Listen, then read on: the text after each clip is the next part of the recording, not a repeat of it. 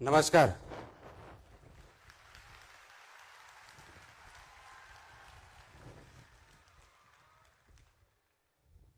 जवळजवळ 21 वर्षानंतर अमरावतीमध्ये परत कार्यक्रम घेण्यासाठी या ठिकाणी मी आलेलो आहे. ते आपल्या सर्वांच्या आशीर्वादानं, सर्वांच्या प्रेमानं आणि आपल्या आग्रहाखातर एवढ्या मोठ्या जनसमुदाय इथे आपण आलात. प्रथमतः आपल्या सर्वांचे मनापासून धन्यवाद. मला हे माहीत नव्हतं की अमरावतीमध्ये या कार्यक्रमासाठी मुंबई, पुणे, कोल्हापूर, सातारा, बीड या ठिकाणाहूनही अनेक जण येतील. परंतु अत्यंत मी भारावून गेलो आहे की एवढ्या मोठ्या प्रमाणामध्ये या ठिकाणी आपण सर्व महाराष्ट्रातून आलेला आहात. मला असं वाटतं की एवढं प्रेम खरोखरच त्याचा मी लायकीचा आहे का, हा प्रश्न मला पडलेला आहे.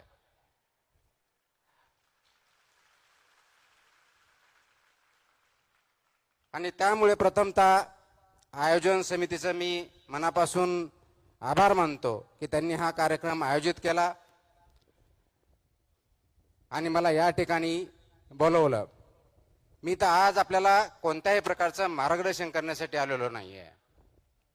मी आलोय मुळामध्ये आपल्याशी संवाद साधण्यासाठी. संवाद यासाठी म्हणतो की 2005 साली ज्यावेळेस मे महिन्यामध्ये UPSC सिव्हिल सर्व्हिसेसचा फायनल रिझल्ट लागला होता. मला तो दिवस अजूनही आठवतो. 11 मे 2005 या दिवशी तो निकाल लागला होता. आणि त्यावेळेस मी यशोदामध्ये महाराष्ट्र लोकसेवा आयोगामार्फत निवडणूक झाली होती. Maharashtra finance and account service group B याचं ट्रेनिंग घेत होतो. आणि त्या दिवशी निकाल लागल्यानंतर, भारतात विसावा आल्यानंतर सर्वसाधारणपणे 4च्या आसपास मला तो निकाल कळला. आणि 3:59 बरोबर असलेले क्लास 1 अधिकारी, मी क्लास 2 होतो. अगोदर तुकाराम म्हणून हाक मारायचे आणि 4 वाजता सर म्हणून हाक मारायला लागले.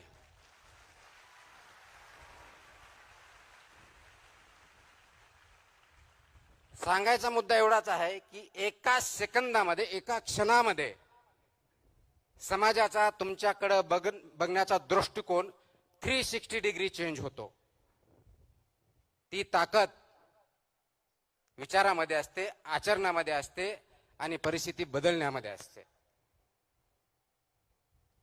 परंतु आपल्याला यश आलं, एखादं पद प्राप्त झालं, एखादी रँकिंग आली म्हणजे आपण कशाही परिस्थितीत हुरळून जायचं नसतं. आपला जो बेस आहे, आपले जे तत्व आहेत, मूल्य आहेत, याच्याशी कशाही परिस्थितीत कॉम्प्रोमाइज करायचं नसतं. आणि तोच धागा धरून महाराष्ट्रामधल्या अनेक जिल्ह्यामध्ये मी फक्त आणि फक्त त्यावेळेस आपल्यासारख्या तरुणांशी, जे पालक आहेत त्यांच्याशी संवाद साधण्यासाठी वेगवेगळ्या ठिकाणी गेलो. कारण माझी जॉईनिंग मसुरी इथल्या अकॅडमीमध्ये, नॅशनल अकॅडमी ऑफ ॲडमिनिस्ट्रेशन ज्याला आपण म्हणतो, ज्या ठिकाणी आमचं ट्रेनिंग होतं, ऑल इंडिया सर्व्हिस आणि सेंट्रल सर्व्हिसेसचं फाउंडेशन कोर्स होतं, ते ऑगस्टमध्ये जॉईन व्हायचं होतं. त्याच्यामुळे मे ते ऑगस्टच्या दरम्यानचा जो कार्यकाळ होता, त्या कार्यकाळामध्ये महाराष्ट्रातल्या जवळजवळ 15 जिल्ह्यामध्ये मी अनेक कार्यक्रमामध्ये सहभागी होऊन संवाद साधण्याचा प्रयत्न केला. आणि त्याचाच एक भाग म्हणून अमरावतीला त्या काळात मी आलो होतो. त्यावेळेसही अमरावतीमधल्या कोणत्या तरी एका हॉलमध्ये आमचं इंटरॅक्शन झालं. मला अजूनही आठवतं की त्यावेळेस मी पुण्याहून आलो होतो आणि पुण्याहून रात्री बसने बसून, ज्या प्रायव्हेट ट्रॅव्हलच्या बस असतात पुण्याहून नागपूरला जाणाऱ्या, पुण्याहून औरंगाबादला असतील तत्कालीन, पुण्याहून अमरावतीला असतील, त्यांनी आलो होतो. आणि त्या ज्या ठिकाणी बस स्टँडच्या आसपास तिथं उतरल्यानंतर जे आयोजक होते त्यांच्याकडे त्यांच्या स्कूटरवरती मी गेलेलो होतो. आणि त्यानंतर कार्यक्रम झाला. मला काही वर्षापूर्वी बातम्या आल्या, काही लोकांचे फोन आले की अमरावतीमधली एक विद्यार्थी त्यावेळेस माझं भाषण ऐकण्यासाठी आली होती. तिने काही भाषण ऐकलं होतं, 4थी 5वी काहीतरी वर्गात होती. आणि तिने त्याच्यातून प्रेरणा घेऊन UPSC करायचं ठरवलं आणि गेल्या 2-3 वर्षापूर्वी इंडियन रेव्हेन्यू सर्व्हिस याच्यामध्ये त्यांचं सिलेक्शन झालं. ही अत्यंत गोष्ट चांगली आहे. त्याचं क्रेडिट मला जात नाही, त्याचं क्रेडिट त्या विद्यार्थिनीला आणि त्यांच्या पालकांना जातं. आजही आपण 21 वर्षानंतर मला इथं बोलवलं म्हणून मला त्या आठवणी जाग्या झाल्या, म्हणून मी तो त्यावेळेचा क्षण आपल्याबरोबर शेअर केला. परंतु गेल्या 21 वर्षाच्या सेवेमध्ये विचार करत असताना अनेक चढ उतार आले. ते प्रत्येकाच्या जीवनात येतात, कोणत्याही प्रोफेशनमध्ये येतात. विद्यार्थी म्हणून येतात, पालक म्हणून येतात, नोकरदार वर्गाला येतात, उद्योजकांना येतात, शास्त्रज्ञांना येतात, राजकीय व्यक्तींनाही येतात. परंतु चढ उतारावरती झाल्यानंतर चढ आला की थांबायचं आणि उतार आला की घसरत जायचं. जर ही परिस्थिती आपण ठेवली तर परिस्थितीशी आपण झुंज देऊ शकत नाही आणि पुढे जाऊ शकत नाही. हा निश्चित मेसेज माझ्या 21 वर्षाच्या किंवा माझ्या टोटल वयाच्या जेवढे काय माझं वय झालेलं आहे त्या जीवनामध्ये मी पाहिलेलं आहे. आणि प्रत्येकाच्या जीवनामध्ये ज्यावेळेस चढ उतार येतात त्यावेळेस वाहत जायचं नसतं आणि वाहत जाणं हा सर्वात मोठा धोका आहे. आज आपण 21व्या शतकावर ज्यावेळेस बोलतो, चौथ्या क्रांतीची नांदी आपण ज्याला बोलतो, आर्टिफिशियल इंटेलिजन्स, मशीन लर्निंग, या युगामध्ये नोकऱ्यावरती खूप मोठ्या प्रमाणात गदा आलेली आहे असं आपण म्हणतो. विचार करा, 18व्या शतकात सुद्धा पहिली इंडस्ट्रियल रेव्होल्यूशन आली, त्यावेळेस सुद्धा हाच प्रश्न होता की नोकऱ्या जातील, लेबरचं काय होणार.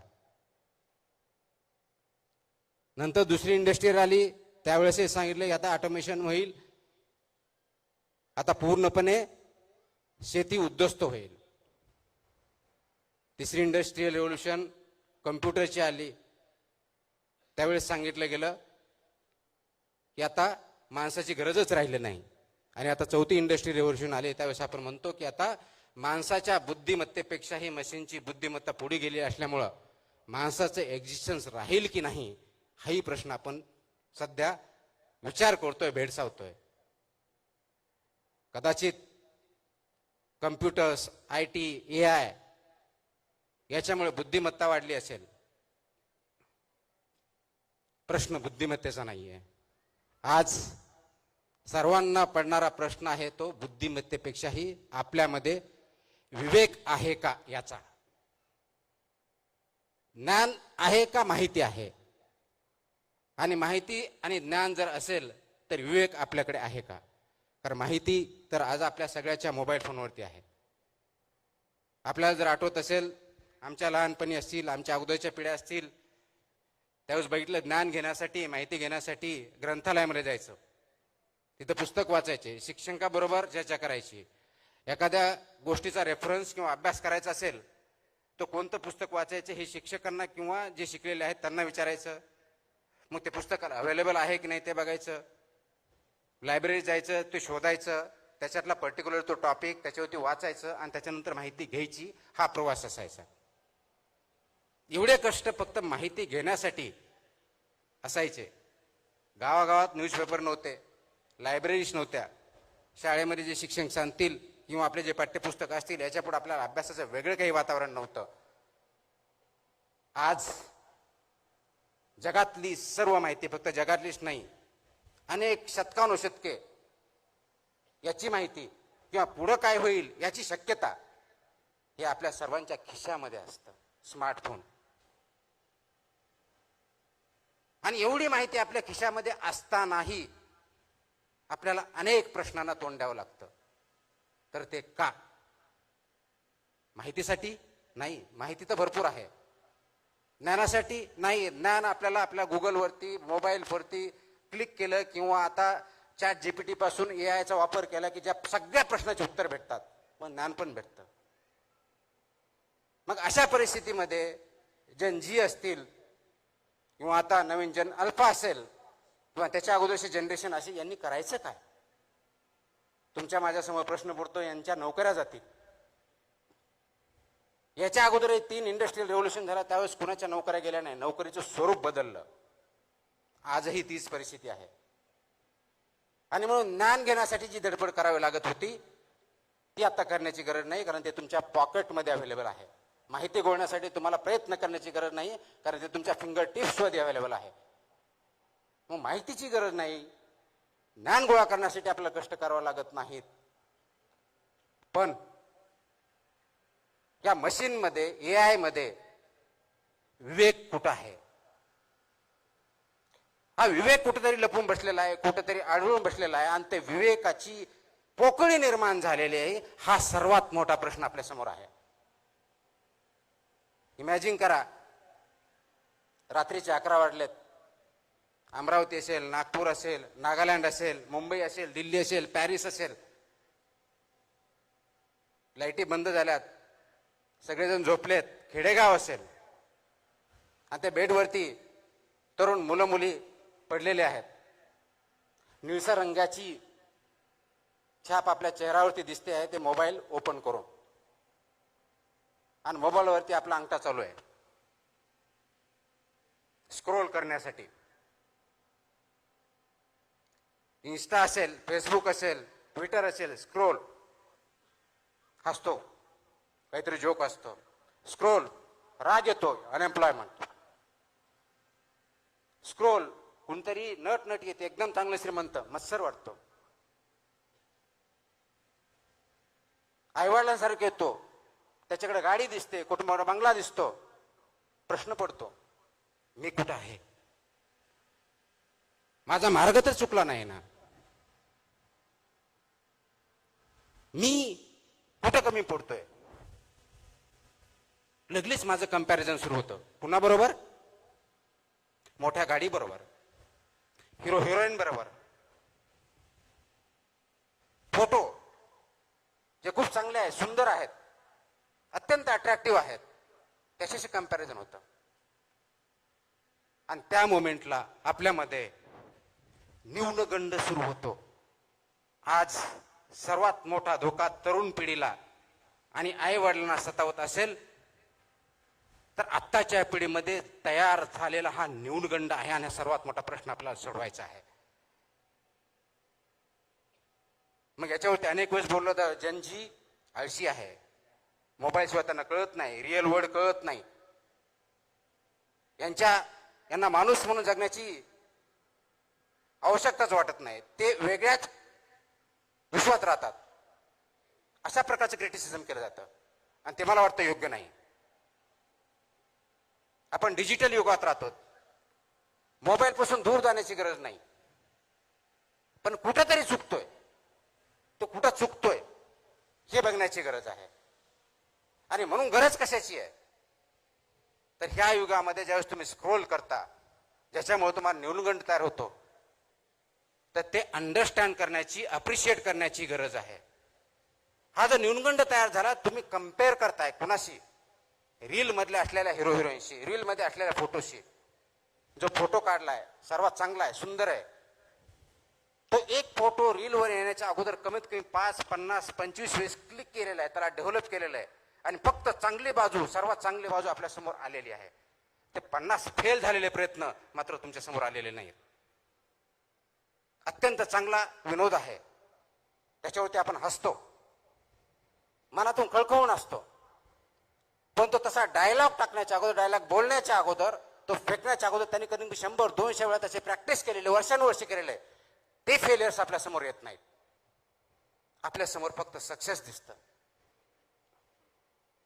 कदाचित त्याच भाषेत वेगळ्या पद्धतीने सांगायचं तर आज मी तुमच्या समोर एक वरिष्ठ संधी अधिकारी म्हणून दिसतो. मला बऱ्याच उपमा दिल्या गेल्या, मला वाटत त्याच्यातले कोणत्याही उपमेचं मी लायकी नाही आहे, परंतु ज्यावेळेस मी यशस्वी झालो 2005, त्याच्या अगोदर पासून, म्हणजेच 1997, 1998, 1999 या 3 प्रयत्नामध्ये मी फक्त इंटरव्ह्यू पर्यंत पोहोचू शकलो होतो. यशाने अपयशाने खचून गेलो होतो, आणि म्हणून तुमच्या माझ्यासारखा विचार करताना हा मी विचार केला की नाही, आता 2000 आपण इंटरव्ह्यू झालो, सिलेक्शन नाही झालं, म्हणून आपल्या हातात काहीतरी असावं, म्हणून विचार करून परत MPSC दिली 2000ची, आणि त्याचा फायनल रिझल्ट 2003ला लागला. 4 वर्षे त्याच्यामध्ये गेली. आज कदाचित त्याच्यावरती विचार होऊ शकतो की ते योग्य होतं, अयोग्य होतं, आणि मग 2003ला रिझल्ट लागल्यानंतर मधल्या काळामध्ये मी लेक्चरशिप पण केली, वेगवेगळ्या नोकऱ्या पण केल्या आणि 2004चा अटेम्प्ट देऊन फायनल सिलेक्शन झालं. तर आज फक्त सक्सेस दिसतंय. याच्या पाठीमागचे फेलियर्स, अपयश, याचा अभ्यास आपण कधी करणार आहोत का?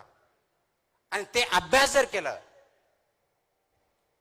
कारण आज कदाचित माझा फोटो तुमच्या समोर येत असेल, तुम्ही बघण्याचा प्रयत्न करत असेल, मीडिया छापत असेल, काही व्यक्ती बोलत असतील, कोणी चांगलं बोलत असेल, कोणी वाईट बोलत असेल,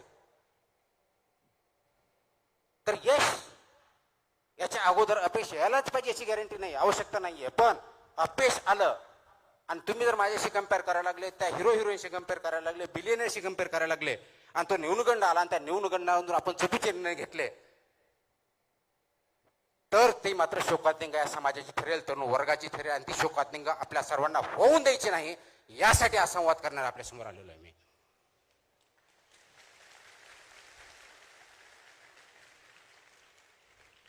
आता ही शोकांतिका का होऊ द्यायची नाही? कारण जगामध्ये जर बघितलं तर जनजी ज्याला म्हणतो आपण, सर्वसाधारणपणे 1997 ते 2012 ह्या काळात जन्मला आलेले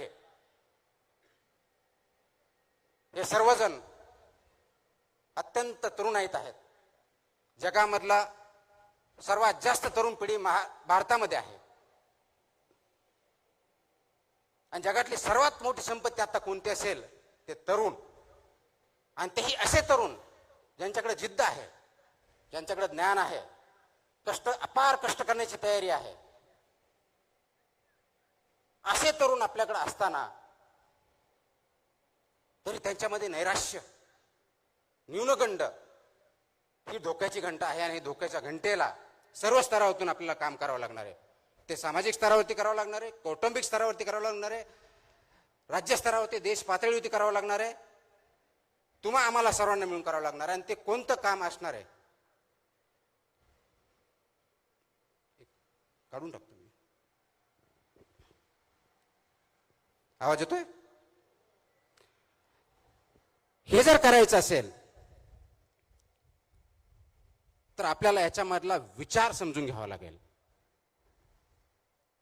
ही जी नवीन पिढी आहे याला जुन्या रूढी परंपरा मान्य नाहीत. आपल्या काळात आई वडिलांनी सांगितलं उभा राहायचं, त्यांनी म्हणलं हे योग्य, ते मान्य करायचं, त्यांनी सांगितलं हे योग्य, मान्य करायचं. आजच्या तरुण पिढीला, विशेष करून जनजीला हे मान्य नाही आणि त्याचं चुकीचं काहीच नाही. कारण आपण वास्तववादी असलं पाहिजे. डिजिटल युगामुळे जगातल्या चांगल्या वाईट सर्व गोष्टी आपल्या समोर आहेत. त्याच्यातल्या चांगल्या गोष्टीला प्रवृत्त करणं, चांगल्या गोष्टी अडॉप्ट करणं आणि वाईट गोष्टीपासून दूर ठेवणं हे आपलं कर्तव्य असणार आहे. आणि या तरुण पिढीला हायरार्की मान्य नाही आहे, उतरण मान्य नाही आहे, तो अमुक एक नेता म्हणून मला मान्य नाही. हे सर्वजण नेते आहे, यांच्यामध्ये लिडरशिपच्या सर्व क्वालिटी भरलेल्या आहे. गरज फक्त आहे त्यांना योग्य दिशा दाखवण्याची. ती दिशा दाखवण्यासाठी आपल्याला काम करावं लागणार आहे.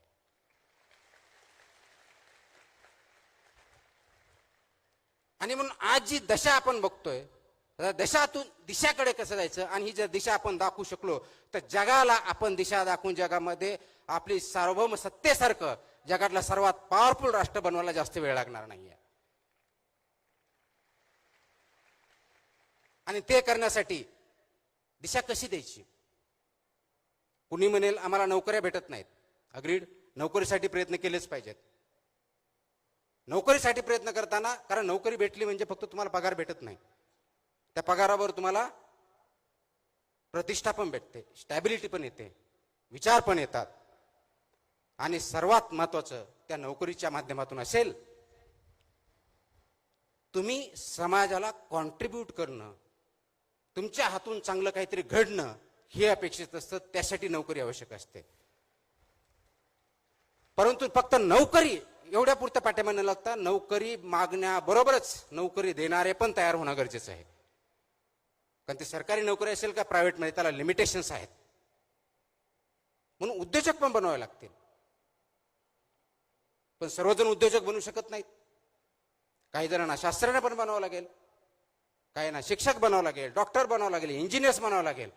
वेगवेगळ्या क्षेत्रामध्ये संधी आहेत. परंतु सर्वात महत्वाची जी गोष्ट आहे ती फक्त नोकरी देणं किंवा नोकरी तयार करणं एवढी नाही, तर समाजामध्ये विचार करण्याची प्रवृत्ती जोपासावी लागेल आणि वाढवावी लागेल. कारण आज फास्ट फॉरवर्ड स्क्रोलिंग, व्हॉट्सअप आलं की पुढे फॉरवर्ड करणं, या युगामध्ये आपण विचार करण्याचं थांबवलं आहे. तर विचार जो थांबवला आहे त्याला थांबवून विचार करण्याची प्रवृत्ती वाढीस घालावी लागेल. त्यासाठी आज आपल्याला विचार मंथन करावं लागेल आणि ते आपण सर्वांमध्ये बिंबवणं गरजेचं आहे. आपण जीवनामध्ये काम करत असताना, लहानपणापासून मोठे होत असताना आई वडिलांबरोबर इंटरॅक्शन करतो, समाजामध्ये वावरतो, मित्रांबरोबर चर्चा करतो. दिवसभरातले 24 तास जे असतात ते कोणत्या ना कोणत्या कार्यामध्ये आपण मग्न असतो. ते काम असतं की नसतं भाग वेगळा, मग्न असतो. एक स्टडी आहे, त्या स्टडीमध्ये असं सांगितलं की इंडियामधला तरुण सर्वसाधारणपणे दिवसातले 7 ते 9 तास हा स्क्रीनवरती घालतो. 7 ते 9 तास. आता 7 ते 9 तास ज्यावेळेस स्क्रीनवरती घालतो, त्या स्क्रीनवरती एक स्क्रोल केल्यानंतर, एक अंगठाने एका बोटाने तुम्ही एक स्क्रोल केल्यानंतर किंवा फॉरवर्ड केल्यानंतर विचार करतो का की आज ज्या जोकवरती मी हसलोय त्याचा अल्गोरिदम ऑलरेडी तिथं टिपलं जात आहे. ज्या फोटोवरती मी नॉट लाईक म्हटलंय तो परत आपल्या समोर येणार नाहीये. ज्याच्यावरती मी टीका केली आहे ते रोज रील्स मला परत भेटणार नाहीयेत. ज्याला मी लाईक केलंय ते सर्व माझ्या समोर येणार आहेत. आणि हे 2-3 दिवस झालं की आपल्या मोबाईलवर फक्त आणि फक्त आपल्याला जे आवडतं तेच रील्स यायला, बातम्या यायला, स्क्रोल्स यायला चालू होते. आणि मग आपण स्वमग्न होतो त्याच्यामध्ये. 2 तासाचे 4 तास, 4 तासाचे 9 तास, 9चे 12 तास काय होतात कळत नाही.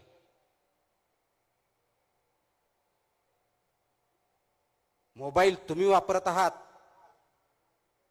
का तुम्हाला मोबाईल वापरतोय, हा खरा प्रश्न आज आहे.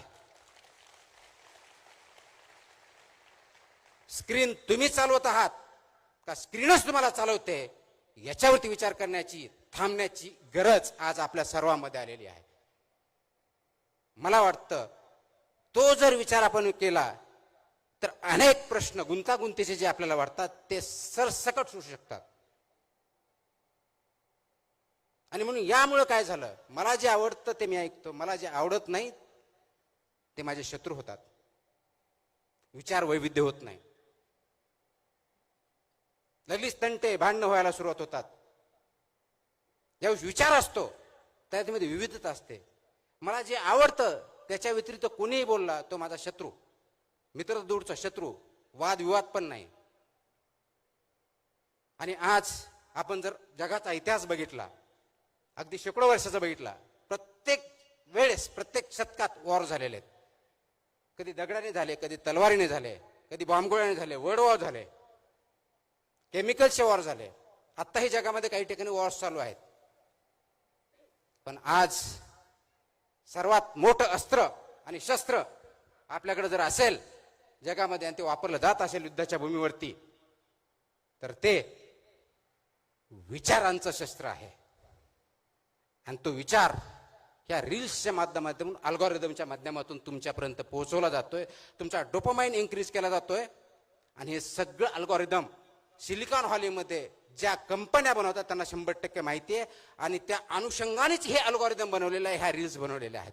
आणि त्याचा बळी तुम्ही आणि मी, आणि विशेष करून भारतासारखा देश ज्या ठिकाणी सर्वात जास्त तरुण मंडळी आहेत त्या ठिकाणी होतोय.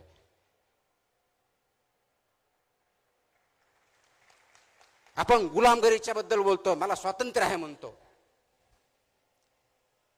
स्वातंत्र्यामध्ये आपण आहोत, यस. ब्रिटिशांकडून स्वातंत्र्य भेटलं, गुलामगिरीतून स्वातंत्र्य भेटलं. पण तुमचे विचारच जर तुमचे नसतील तर तुम्ही मुक्त आहात का?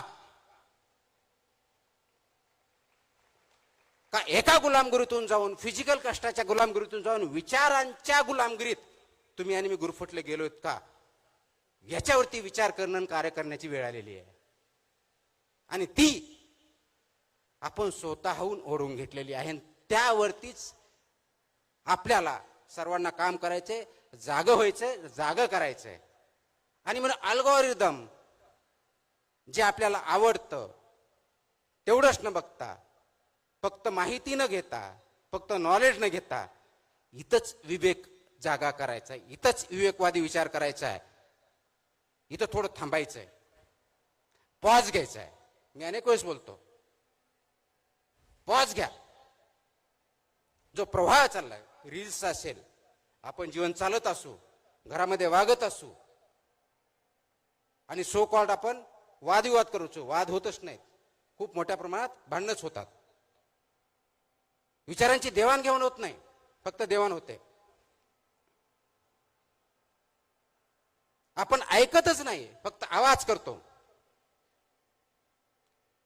ऐकण्याची सवय नाही राहिलेली. का?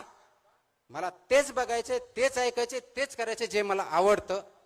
त्या गुलामगिरीत आपण जर फसलो आहोत, तर त्याच्यातून बाहेर येण्यासाठी एकमेव मार्ग ज्ञानाच्या पलीकडे जाऊन, तो मशीनमध्ये नाही आहे, तो अल्गोरिदम मध्ये नाही आहे, तो AI मध्ये नाही आहे, आणि तो म्हणजे फक्त आणि फक्त विवेक हा आहे. आणि ते विवेकाची कास घेणं, कास धरणं आणि त्याच्यावरती चालणं ही अत्यंत महत्वाची गोष्ट आहे. महाराष्ट्र राज्याला खूप मोठा इतिहास आहे. या महाराष्ट्र राज्यामध्ये ज्यावेळी इतिहासाच्या बाबतीत बोलतो, संत परंपरा लाभलेली आहे, संतांचे विचार लाभलेले आहेत, खूप मोठ्या प्रमाणात समाज सुधारक होऊन गेलेले आहे. जगाला त्यांनी मार्ग दाखवला. महात्मा ज्योतिबा फुले, सावित्रीबाई फुले, शाहू महाराज, छत्रपती शिवाजी महाराज, डॉक्टर बाबासाहेब आंबेडकर, कित्येक नाव आपण घेऊ शकतो. त्यांनी समाजामधल्या वेगवेगळ्या प्रतिष्ठा, चुकीच्या गोष्टी याच्या विरुद्ध काम केलं, विचार मांडले, त्याच्यासाठी शक्य अशक्य प्राय सगळ्या गोष्टी सहन केल्या, आणि आज आपण त्यांच्यामुळे पुढे आहोत. परंतु त्यांनी दाखवलेल्या मार्गावरती आपण चालत आहोत का, हा विचार करण्याची वेळ तुमच्या माझ्यावरती आलेली आहे. गुलामगिरीचे आसूड हे पुस्तक वाचलं, किंवा डॉक्टर बाबासाहेब आंबेडकरांचे अनाहिलेशन ऑफ कास्ट वाचलं, किंवा शिवाजी महाराजांचं स्वराज्याचं स्वप्न बघितलं, महात्मा गांधींचं अहिंसा सत्य हे प्रिन्सिपल्स जर बघितले, याच्या किती प्रिन्सिपल्स होती, तत्वावरती आपण वाटचाल करत आहोत, हा प्रश्न प्रत्येकाने स्वतःला विचारायचा आहे. जयंत्या खूप साजरा करतो, विचार, कारण जयंत्या साजरा करण्यासाठीही फक्त फुल, त्याचे रील आणि रील फॉरवर्ड याच्या पलीकडे आपण जात नाही. पण त्यांचे विचार आचरणासाठी आपण काय करतोय, हा खरा प्रश्न आहे. आणि ह्या विवेकवादी होण्यासाठी आपल्याला थोडं थांबावं लागेल. आपला जो फ्लो चाललाय त्याला स्लो करावा लागेल. मलाही अनेक वेळेस असं बोललं जातं, खूप जणांनी बोलतात आणि चांगल्या भावनेतून बोलतात, तुम्ही प्रवाहाच्या विरुद्ध का नेहमी जाता? पाण्यात नदीत राहून मगरीशी वैर घ्यायचं नसतं, हाही मला सल्ला दिला जातो. आपण सिस्टमचा भाग आहेत, तर सिस्टमची वैर घेऊन तुम्ही काय करणार, बदल्यापेक्षा दुसरं काही भेटणार नाही, हेही मला सांगितलं जातं. आणि खरा प्रश्न तिथंच आहे. ना मी सिस्टमच्या विरोधात असतो, ना मगरीशी माझं वैर असतं, ना मला कुणाविरुद्ध काही भांडण करायचं असतं. माझा प्रश्न असतो की जो प्रवाह आहे, ज्या दिशेने चाललाय, ज्या वेगाने चाललाय, ज्या उद्देशाने चाललाय, तो योग्य आहे का अयोग्य आहे? याच्यावर आपण थोडं थांबूया. 10 सेकंद, 5 सेकंद, 15 सेकंद, 30 सेकंद एवढा विचार करूया. आपण करतो का? तुम्ही स्वतःला प्रामाणिकपणे आता एक प्रश्न विचारा. एक 10 सेकंद मी पॉज घेतो. तुमच्यापैकी किती जणांनी गेल्या 24 तासामध्ये, आय रिपीट, गेल्या 24 तासामध्ये स्वतःकरिता किती सेकंद दिलेले आहेत? I repeat my question.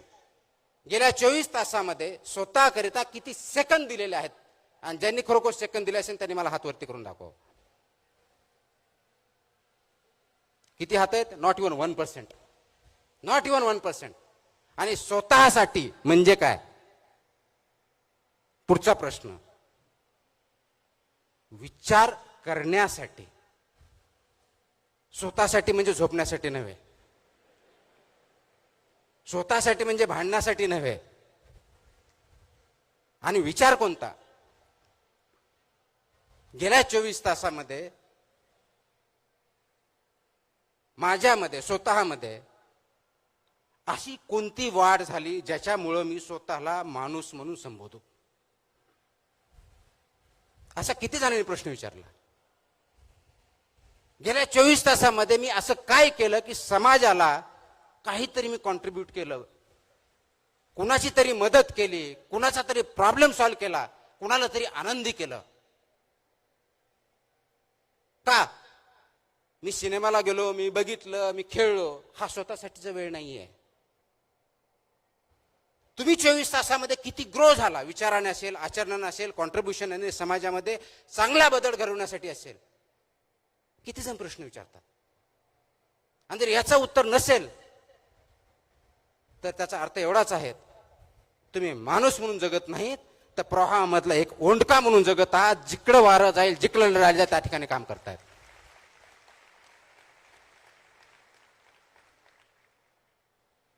आता निर्णय तुम्हाला घ्यायचा आहे, तुम्हाला ओंडका म्हणून जगायचं आहे का त्या प्रवाहामधला मासा जिवंत आहे, अगदी प्रवाहाच्या विरुद्ध उड्या मारून हवेत तिथं हवा तसा जगू शकतो त्या माशाप्रमाणे जगायचा? हा निर्णय प्रत्येकाने स्वतःच्या बाबतीतला घ्यायचा आहे. ओंडक्याला अस्तित्व नाहीये. लाट आली तिकडे जाईल, मोठी लाट आली तर नदीच्या बाहेर पडेल, संपला.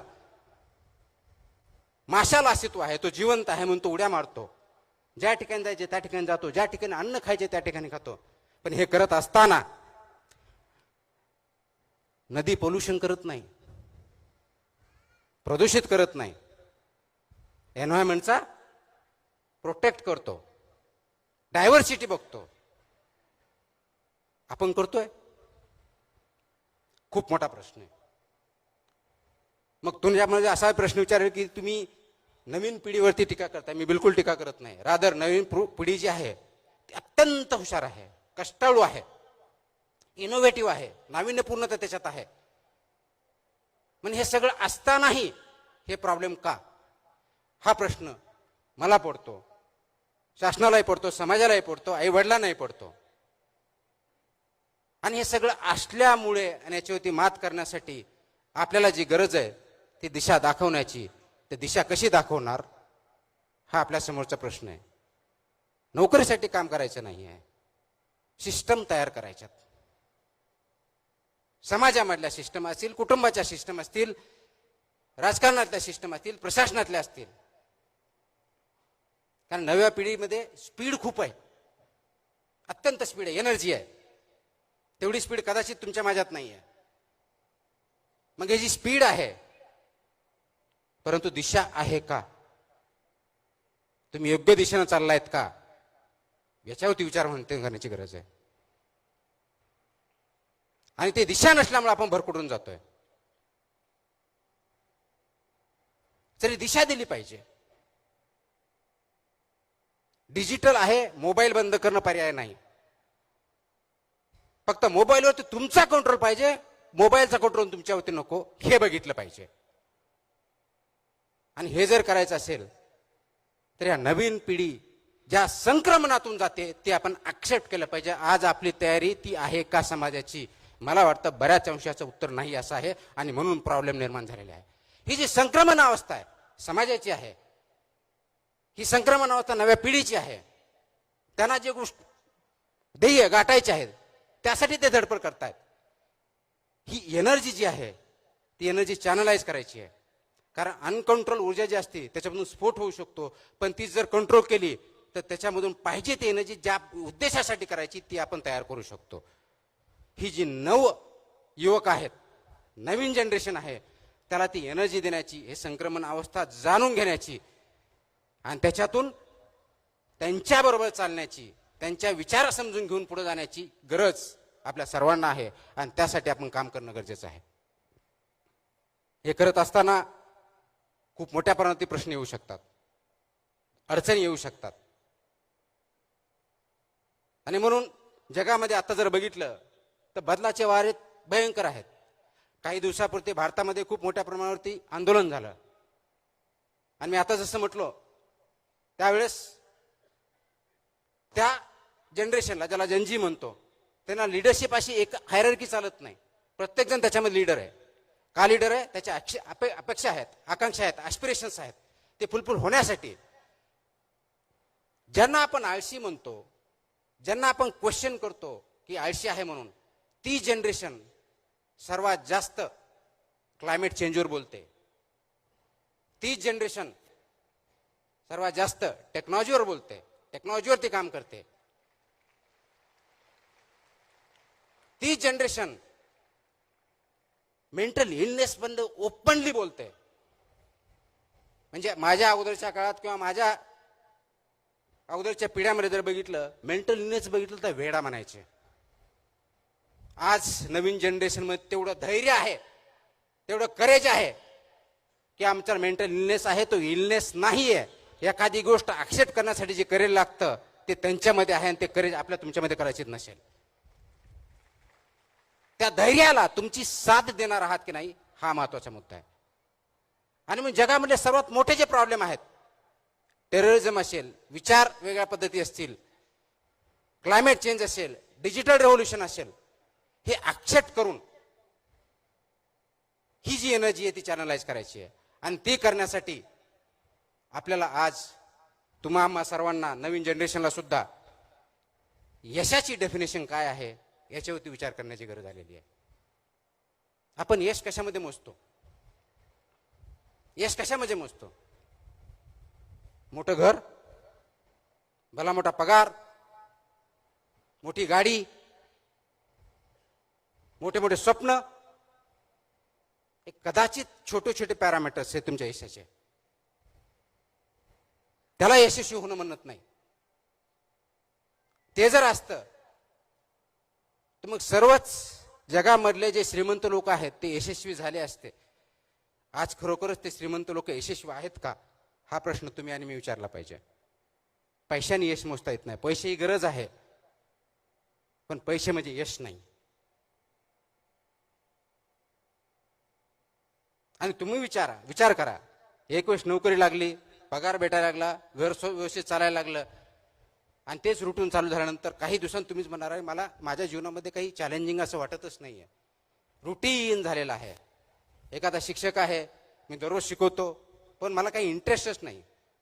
याचा अर्थ शिक्षकाचे जे गुण आहेत त्यांच्यातून निघून गेलेले आहेत. ती नोकरी म्हणून आपण काम करतोय. अधिकारी आहे, रुटीन म्हणून जॉब करतोय, 10 ते 6 फाईल आली, फाईल केली, त्याची भूमिका बजावत नाहीये. आई वडील ज्यावेळेस मुलाबरोबर बोलत नाहीत, खेळत नाहीत, इंटरॅक्शन करत नाहीत, चर्चा करत नाहीत, त्यावेळेस फक्त त्रयस्थ म्हणून मुलाकडे बघितलं तर आई वडिलांचा रोल किंवा भूमिका आपण पार पाडत नाही. याला तुम्ही यश म्हणणार आहात का? समाजामधल्या वेगवेगळ्या क्षेत्रामध्ये काम करणाऱ्या, स्तरावर असणाऱ्या लोकांच्या जीवनामध्ये पॉझिटिव्ह बदल घडवून त्यांना काहीतरी आनंद देण्यामध्ये आणि कॉन्ट्रीब्युशन करण्यामध्ये यश आहे, हा प्रश्न तुम्हाला आम्हाला पडला पाहिजे. आज गरज त्याची जास्त आहे. आपण म्हणतो हे जनरेशन सध्या खूप कनेक्टेड आहे, इंटरनेटमुळे, डिजिटल युगामुळे कनेक्टेड, सर्वात कनेक्टेड, सर्वात इन्फॉर्मेटिव्ह. एका बाजूला सर्वात कनेक्टेड जनरेशन असलेलं सर्वात लोनली जनरेशन तेच आहे. बाहेरून त्यांच्या चेहऱ्यावरचं हसू दिसतंय, व्हॉट्सअप फॉरवर्ड स्माइली दिसत आहेत, त्यांच्या आतून जी घुसमट चालली ती कधी बघणार आहोत? त्याला कधी वाचा फोडणार आहोत का? आणि ते फोडलेल्या वाचाला आपण ऐकणार आहोत का? हा आज पॅरेंट्सने आणि समाजाने स्वतःला विचारायचा प्रश्न आहे. ते घुसमट बाहेर आली पाहिजे, ते अंडरस्टँड केलं पाहिजे. आणि म्हणून तो जे ट्रान्झिशन आहे, ती संक्रमण अवस्था जी आहे ती अंडरस्टँड करून त्याच्या पुढे गेलं पाहिजे. ते करण्यासाठी विवेकवादी विचार, विवेक, तुमचं आचरण आणि त्याच्यावरती ध्येयानं धैर्यानं चालण्याची सर्वांची साथ, या दृष्टिकोनात आपल्या पावलं उचलावं लागणार आहेत. हे करत असताना कदाचित कष्ट खूप करावे लागतील. माझ्यावरती जे पुस्तक लिहिलं गेलं त्याच्यावरती थोडक्या ते पुस्तकाची जी रील दाखवली किंवा जो व्हिडिओ दाखवला, कदाचित त्याच्यातून खूप काय त्या रील म्हणून जाणवणार नाही. परंतु जर पुस्तक वाचलं, ऑथर इथं आहेत शफी पठाण, त्यांनी खूप छान पुस्तक लिहिलंय, तर त्याच्यामधून कष्ट काय अर्थात हे बघितलं तर ते आपल्याला कळेल की आपल्या बऱ्याच वेळेस असं वाटतं की मला खूप कष्ट आहेत, मला खूप त्रास आहे, मला कोणतीही संधी नाही आहे आणि ते संधी नसल्यामुळं मी खूप मोठ्या प्रमाणावरती काम करू शकत नाही. संविधानानं आपल्याला संधी दिलेली आहेत. डॉक्टर बाबासाहेब आंबेडकरांनी जे संविधान लिहिलं त्याच्यावरती समता, बंधुता, न्याय, लिबर्टी, इक्वॅलिटी, जस्टिस, फ्रॅटर्निटी हे जे प्रिन्सिपल्स चाललेत फक्त तेवढ्यापुरते मर्यादित नाही, समाजामध्ये वागवण्यापुरते आहेत. ती तुम्हाला संधी दिलेली आहे. तर ती संधी आपण घेणार आहोत का फक्त कॉन्स्टिट्यूशनच्या पेपरवरती ठेवणार आहोत, हा प्रश्न तुम्ही आणि मला विचारायचा आहे. आजकाल मी वाचत असताना खूप नैराश्य आपल्यामध्ये आहे, खूप पोकळी तयार झालेली आहे आणि खूप विद्यार्थी आत्महत्येचा विचार करतायत. हाही डेटा समोर येत आहे. हा जो आत्महत्येचा डेटा, विचार येण्याचा जो डेटा आहे, जो प्रमाण आहे, ते वाढण्याचं कारणच ही घुसमट आहे, लोनलीनेस आहे. म्हणजे सर्वात कनेक्टेड जगात, डिजिटल जगात कंटिन्युअसली मोबाईलवर 7-7, 8-8, 10-10 तास रील करत असताना, चेहऱ्यावर हास्य आणि स्मित दिसत असताना लोनलीनेस कोण बघणार? तुमचा अल्गोरिदम नाही बघणार आहे. तुमचा खरा साथी, आई वडील, भाऊ बहीण, मित्र, पत्नी, पती कोणीतरी बघणार आहे. आणि ते करण्यासाठी थोडा विश्राम घ्यावा लागणार आहे, थोडा पॉज घ्यावा लागणार आहे. जो प्रवाह चालू आहे रीलचा, फॉरवर्डचा, तो क्वेश्चन करावा लागणार आहे. Let's stop, let's take a break. आणि तो ब्रेक घेतला, सिंहावलोकन केलं. अरे माझ्या जीवनामध्ये, माझ्या 20 वर्षाच्या काळामध्ये, 25 वर्षाच्या काळामध्ये, 40 वर्षाच्या काळामध्ये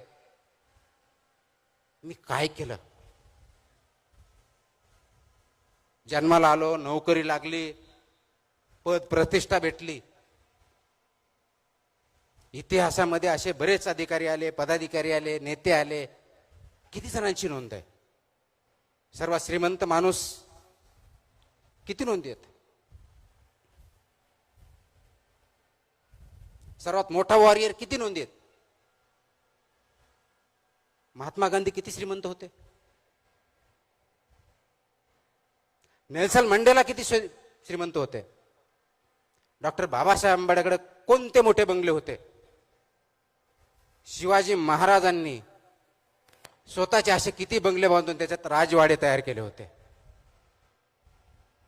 त्यांना आपण का विसरत नाही? जगाच्या इतिहासावरती, आपल्या काळजावरती त्यांचं नाव का कोरले गेलेली आहेत?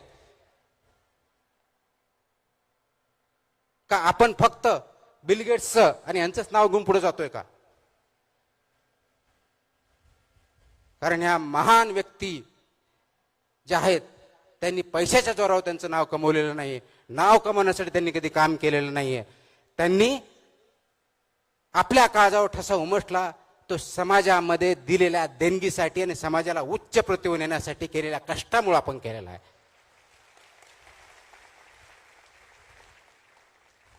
इमॅजिन करा, डॉक्टर बाबासाहेब आंबेडकरांनी आपल्याला लोकशाहीमध्ये प्रत्येकाला, ज्या कॉन्स्टिट्युएंट असेंब्लीने नेहरूपासून आंबेडकरांपर्यंत सर्वजण होते, सरदार पटेल होते, मौलाना अबुल कलाम आझाद होते, या सर्वांनी जे कॉन्स्टिट्यूशन लिहिले त्यांनी प्रत्येकाला तत्कालीन 21 वर्षानंतर 18 वर्षाच्या वर त्याला प्रत्येकाला मतदानाचा अधिकार दिला. तो जर अधिकार नसता तर तुम्हाला आज आपल्याला हवं तसं शासन निवडता आलं असतं का? याचा विचार करा. आणि आज त्याच लोकशाहीमध्ये, ज्याची खूप सोपी डेफिनेशन अब्राहम लिंकनजी केलेली आहे, government of the people, by the people, for the people. Simple, सगळ्यांना पाठ आहे, अगदी 4थीच्या मुलाला दिलं तरी पाठ आहे. पण त्याचा अर्थ कधीतरी समजून घेतला आपण? या 3 गोष्टी आहेत: government of the people, by the people, for the people. आता याच्यामधला ऑफ द पीपल 2 मिनिटासाठी आपण बाजूला ठेवूया. गव्हर्नमेंट बाय द पीपल म्हणून, म्हणजे निवडून देणारी जनता, ज्याच्यामधून लोकशाही, ज्याच्यामुळे आपण शासन निवडतो ते लोक आतून खोकले असेल तर काय होणार? जे की बऱ्याच अंशी आज खरं आहे. आतला जो खोकलेपणा आहे ते मतदार आहेत, तो तुम्ही आणि मी आहोत. जे हॉलोनोस आहे हे मतदार आहोत आपण. जी डेमोक्रेसीचा राईट, फ्रँचाईज म्हणतो ज्याला, मतदानाचा अधिकार वापरत आहोत. खोकला आहे, आपल्यामध्ये कोणतीही नक्तिमत्ता नाही आहे, कोणताही विचार नाही, जिकडं फ्लो चाललाय तिकडं चाललोय ओंडक्या सटका. आणि त्याच्या आधारावरती ही लोकशाही, हे शासन, आपण कोणतंही जे असेल, मी पार्टीबद्दल बोलत नाही, मी लोकशाही आणि शासन या पद्धतीबद्दल बोलतोय. ज्या खोकल्या विचारांनी जर आपण निवड केली तर ते शासन, ती लोकशाही कुणासाठी असेल? जो तिसरा प्रश्न आहे, government of the people, by the people, for the people, त्या खोकल्या लोकांसाठीच असेल, हे आपण का सविस्तरपणे विसरत आहोत? हा प्रश्न आपण स्वतःला विचारायचा.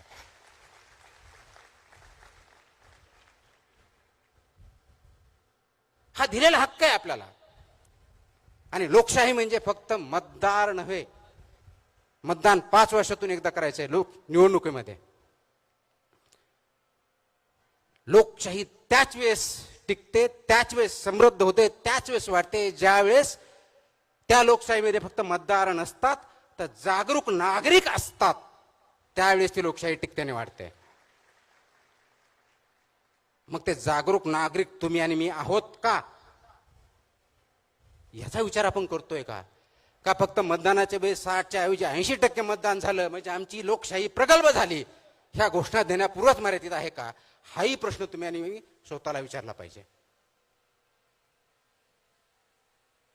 आणि म्हणून स्वातंत्र्य असून चालत नाही, फक्त मानून चालत नाही.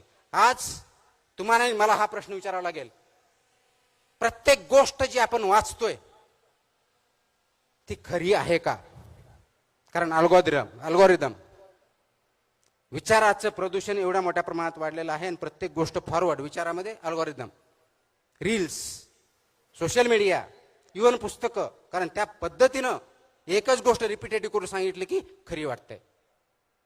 जो मोठ्याने बोलतो तो आवाज, आणि ह्या आवाजामध्ये दबला जातो तो विचार. हा प्रॉब्लेम झालेला आजचा. आज आवाज वाढला पाहिजे का विचार, हा प्रश्न आपण कोणी विचारत नाही. आवाज मोठा कुणाचा, विचार कुणाचा, हा प्रश्न आपण विचारत नाहीये.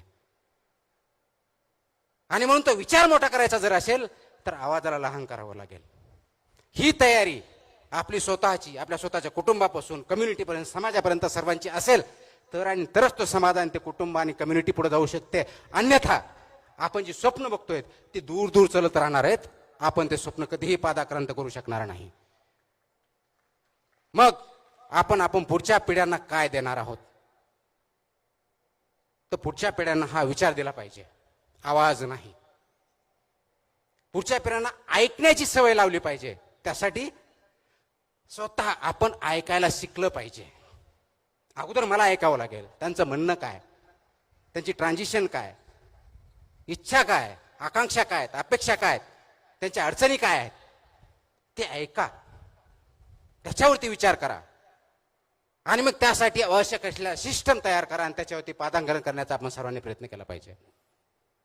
तरुण मित्र मैत्रिणींनो, तो खूप मोठ्या संख्येने आलात. मला माहिती खूप वेळ झालेला आहे.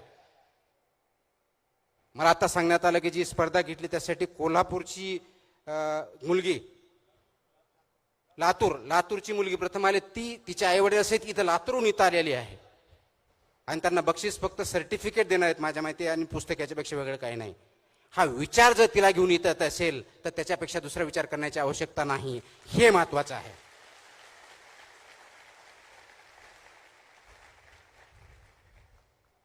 आपण 10 वर्षानंतर, 20 वर्षानंतर, 40 वर्षानंतर, 50 वर्षानंतर काय म्हणून राहणार आहोत, आपण मृत्यू झाल्यानंतर आपली इतिहासात नोंद घेतली जाणार की याचा विचार करू नका. इतिहास फक्त त्यांनाच ओळखतो, त्यांचीच जाणीव ठेवतो, त्यांचीच ओळख ठेवतो, त्यांच्याच खानाखुणा ठेवतो जो समाजाला पुढच्या स्टेजवर घेऊन जाण्याचा प्रयत्न करतो आणि त्याच्यात यशस्वी होतो. आणि ते महान नेत्यांनी केलेलं आहे, समाजामधल्या, भारतातल्या, महाराष्ट्रातल्या, जगातल्या.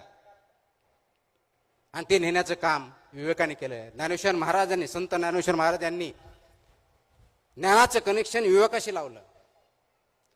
तुकाराम महाराजांनी जे समोर आलं ते मान्य नाही केलं, अनुभव फक्त केले नाही, त्याच्या आधारे बदल करण्याची, त्यांची असलेल्या परिस्थितीला बदलण्याची, समानता आणण्याचा प्रयत्न केला. शिवाजी महाराजांनी नैतिकता जोपासली आणि स्वराज्य ही संकल्पना सर्वात अगोदर शिवाजी महाराजांनी दिली. डॉक्टर बाबासाहेब आंबेडकरांनी सामाजिक न्यायाची घोषणा केली. पण हे सगळं करण्याच्या अगोदर त्यांच्या मनात तो विचार आला आणि त्या विचारावरती त्यांनी काम केलं, म्हणून हे त्यांना शक्य झालं. 21व्या शतकातला भारत समाज किंवा स्वतः तुम्ही आणि तुमची पिढी, तुमचे मुलं हे घडवायचे जर असतील तर प्रथमतः गरज काय असेल तर तुमच्यामध्ये तो विचार येण्याची, त्याच्यावरती रुजवण्याची आणि त्याच्यावरती काम करण्याची. ही तयारी तुमची, माझी, समाजाची आणि नवीन जनरेशनची आहे का, हा प्रश्न तुमच्या समोर आहे. आणि ही जर विचार करण्याची प्रवृत्ती नसेल, रुजवण्याची साठी प्रयत्न करणार नसाल, याच्यामध्ये सहभागी होणार नसाल, तर आपण जो जगामधला सर्वशाली देश बनण्याचं स्वप्न बघतोय ते तर दूर राहा. आपण स्वतःही, कुटुंबही तेवढं सर्वशाली, महान किंवा शक्तिशाली होणार नाही. ही क्लिअर कट अधोरेखित करण्याची गोष्ट आहे. आणि म्हणून त्या दृष्टीनं काम करण्यासाठी आज आपल्याला काही गोष्टी मान्य कराव्या लागतील, त्याच्यावरती काम करावं लागेल. आणि ते सर्वात महत्वाची माझ्या दृष्टिकोनातून जी गरज आहे ती समाजामध्ये नैतिकता या गोष्टीची आहे. नैतिकता जोपर्यंत वाढत नाही, नैतिकता जोपर्यंत अंगीकारत नाही, तोपर्यंत त्या समाजाचा, त्या कुटुंबाचा, त्या कम्युनिटीचा जगात कधीच उद्धार झालेला नाही. असे अनेक उदाहरणं आतापर्यंत आहेत. ती नैतिकता म्हणजे काय? नैतिकता फक्त ज्यावेळेस कन्व्हिनियंट होईल त्यावेळेस वापरायची आणि बाकीच्या वेळेस खुंटीला टांगून ठेवायची, ती नैतिकता नसते. नैतिकता ती असते ज्यावेळेस तुम्ही खरोखर अडचणीत असता त्यावेळेस सुद्धा ते प्रिन्सिपल, ते व्यक्ती, ती व्हॅल्यू,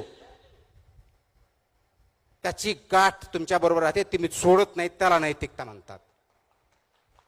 आणि म्हणून मला अनेक वेळेस सांगितलं जातं की तुम्ही असं केलं असतं तर आणखी असं काही करता आलं असतं. एखादा व्यक्ती आहे, तो शिक्षक आहे, प्राध्यापक आहे, प्रिन्सिपल आहे, त्याच्या कॉलेजमध्ये ऍडमिशन होत आहेत आणि मेरिट नुसार एक्स व्यक्तीचा नंबर लागतोय, परंतु त्याला कोणीतरी पैसे देतोय, कोणतरी संस्था सांगते किंवा कुणातरी फोन येतोय, दबाव येतोय, म्हणून तो वाय व्यक्ती त्या मेरिटपेक्षा खालच्या मुलाला ज्यावेळेस ऍडमिशन देतो त्या मोमेंटला तो प्रिन्सिपल म्हणून काम करत नाही, तो फक्त बाहुलं म्हणून काम करतो. आपल्याला बाहुले नको आहेत, आपल्याला ते प्रिन्सिपल म्हणून काम करण्याची गरज आहे. आणि आपणही व्यक्ती म्हणून, माझा मुलगा आहे हो, ओळखीच्या ते मदत करा, काय फरक पडतोय का बाजूला गेलेला, हेही म्हणण्याचे आपण बंद केलं पाहिजे. कारण याची सुरुवात समाजापासून होते. टाळी कधीही दोन हाताने वाजत असते. आपला हात चांगल्या गोष्टीसाठी पुढे करा, वाईट गोष्टीसाठी नाही. आपलं पाऊल, आपला प्रवाह योग्य आहे की नाही ते विचारा. योग्य असेल तर पाऊल त्या दृष्टीने टाका, अयोग्य असेल तर योग्य दिशा ठरवा, त्याच ठिकाणी योग्य पाऊल उचला. भविष्य तुमचं आणि माझं असेल. एवढंच बोलतो. जय हिंद, जय महाराष्ट्र.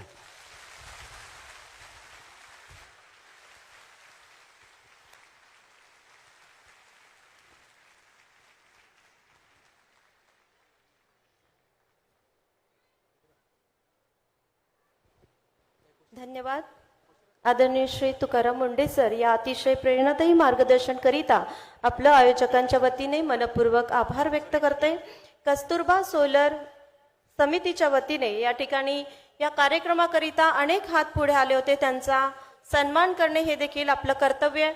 आपण राष्ट्रगीत घेणार आहोत, त्यामुळे आहात त्या जागेवरती आपण सगळेजण आसनस्थ होणार.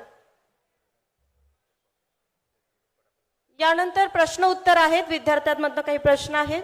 मी आदरणीय सर आपणास विनंती करते की जे जे हात या कार्यक्रमाकरिता आमच्या सोबत आपण जुळून 2 आले. मिनिट थांबा जरा. आपण आपल्या जागेवरती बसा, कारण मला असं सांगण्यात आलं होतं की याच्यामधून काही प्रश्न आलेले आहेत, ते प्रश्न घ्यायचे, त्याचे मी उत्तर देण्याचा प्रयत्न करेल आणि त्यानंतर पुढचा काही कार्यक्रम आहे, त्यानंतर कार्यक्रमाची समाप्ती होईल. आणि राष्ट्रगीताने आपण समारोप करणार आहोत, तेव्हा शिस्तबद्ध रीतीने आपण आसनस्थ व्हा. यानंतर या कार्यक्रमाला सर आमच्याशी जे जुळून आले होते मी आमंत्रित करते. सनसाती सोलर इन्व्हर्टर गुणवत्ता विश्वास आणि नाविन्यपूर्ण उत्पादन श्री आकाश मारोतकर यांची त्यांची संपूर्ण टीम मंचावरती येतील. कुटीरचे कस्तुरबा सोलर खादी महिला समितीच्या वतीने आदरणीय श्री तुकाराम मुंडे सर आपण या युवा उद्योजकांचा सन्मान करावा अशी मी आपणास विनंती करते. यानंतर आमचे दुसरे सहकारी होते SD geo testing solutions and consultant private limited. मी सहर्ष आमंत्रित करते. सनसाती सोलर इन्व्हर्टरचा या ठिकाणी सन्मान संपन्न होतोय. ज्यांच्या उद्योगाची आपण प्रेरणादायी चित्रफित पाहिली ती SD geo testing solution and consultant private limited. Shri Sagar Dhengre director, Shri Swapnil Sahare executive director, Mrs Srushti Dhengre chief administrative officer of SD geo testing solutions and consultant private limited यांचाही सन्मान आदरणीय सर आपण सन्मानित करावं. SD geo testing solution and consultant private limited या युवा उद्योजकांना Shri Sagar Dhengre director, Shri Swapnil Sahare executive director, Mrs Srushti Dhengre chief administrative officer.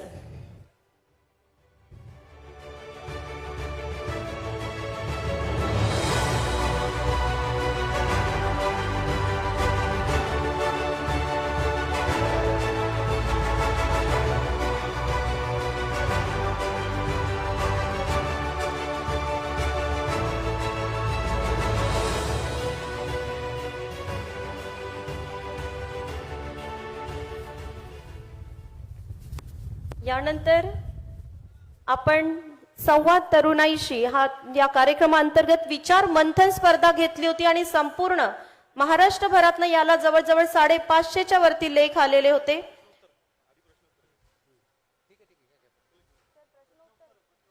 माझी विद्यार्थी मित्रांना विनंती आहे, तुमच्यापैकी अनेकांच्या मनात अनेक प्रश्न असतील, बऱ्यापैकी उत्तर मिळाले असतील सरांच्या मार्गदर्शनातून, पण ज्यांना प्रश्न विचारायचे आहेत त्यांना आपण टेक्निशियन्स यांच्याकडे आमचे व्हॉलेंटियर्स प्लीज माईक.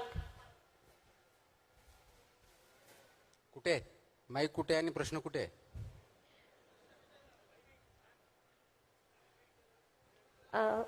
नाव सांगा आणि पटकन तुमचे प्रश्न घ्या. ते समोर समोर दिसते ते.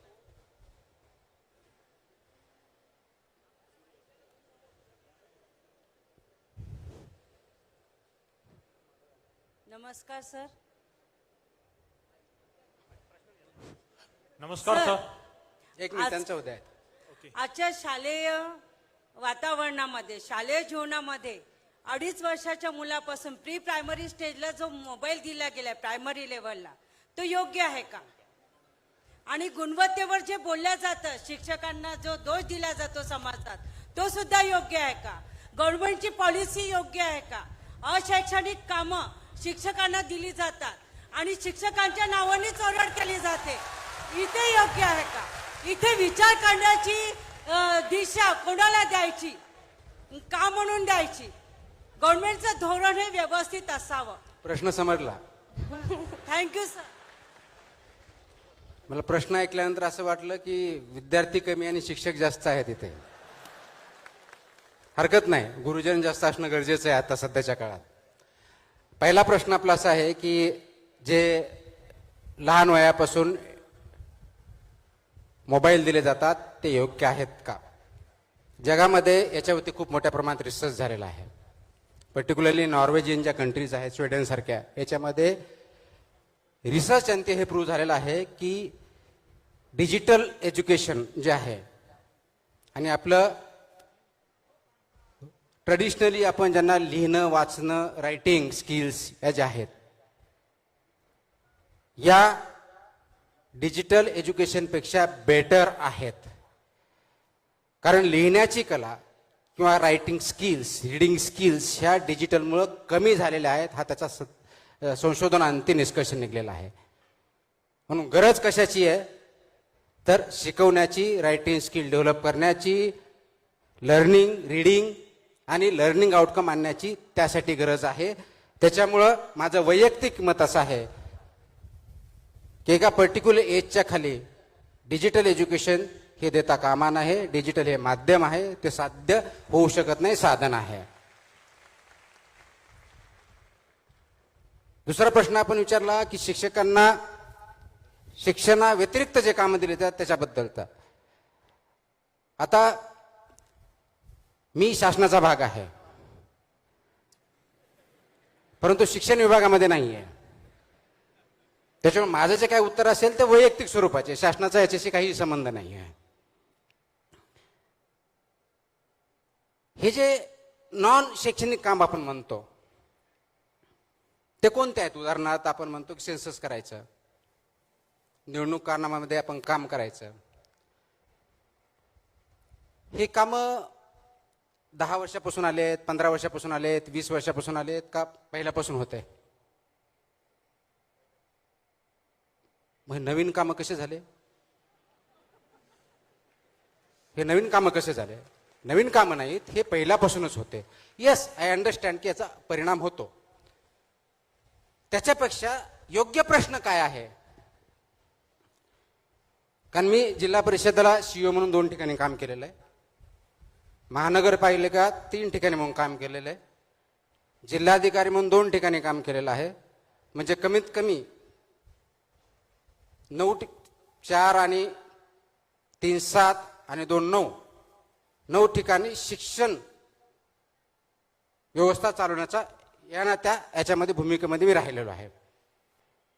मला आठवतं की मी ज्या शाळेत शिकलो, जिल्हा परिषद शाळेत होतो, त्या शाळेमध्ये तेव्हाच्या शिक्षकांचे अजूनही मला नाव आठवतात. माझ्या पुस्तकामध्ये त्याचा उल्लेख पण आहे की माझे जे प्रायमरी शिक्षक श्री लाड होते, श्री मस्के होते, या गुरुजींनी मला त्या काळात शिकवलं ज्यावेळेस पुस्तकं सुद्धा अवेलेबल नव्हते.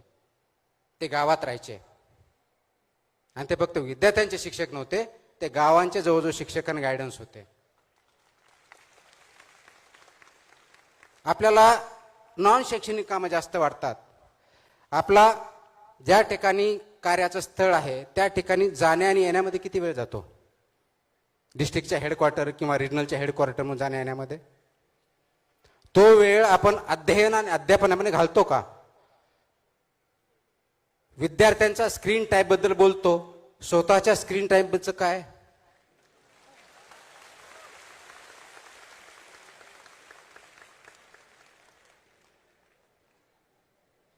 म्हणूनच मी मगा म्हटलं प्रवाह योग्य आहे का हा प्रश्न विचारा. दुसरा चुकतोय म्हणून मी एक चूक केली, दोन्ही चूक म्हणून एक बरोबर असं कधीच होत नसतं. शिक्षक म्हणून तुम्ही समाजाला दिशा दाखवण्याची, समाज घडवण्याचं दायित्व तुमच्यावरती आहे. समाज म्हणून समाजाचा आहे. परंतु फक्त शिक्षकांना दोष देतात, जेवढं चुकीचं आहे तेवढंच ते बरोबर पण आहे.